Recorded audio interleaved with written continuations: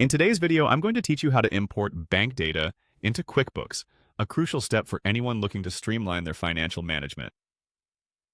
We all know how challenging it can be to keep track of finances, and QuickBooks is a powerful tool to help you manage your accounts effectively. So let's dive in and make this as easy as possible. First, let's head over to QuickBooks. Open your preferred web browser and navigate to the QuickBooks website.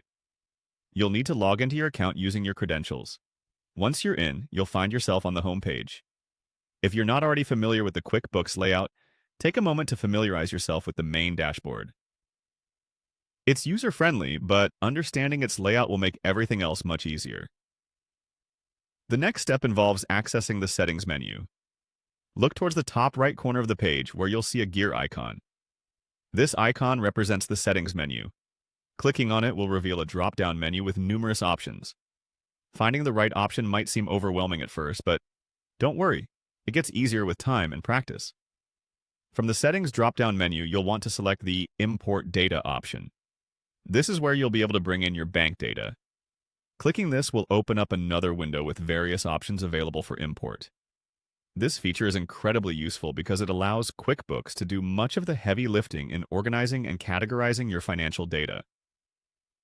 Once you're on the Import Data page, you'll be prompted to select a record type. You can think of record types as categories or data sets, like customers, vendors, or charts of accounts. For this task, we are focusing on bank data, so you'll want to click on the option for bank data. This will ensure that the data you import is correctly categorized within QuickBooks. After selecting bank data, the next step is critical. You need to initiate the import process.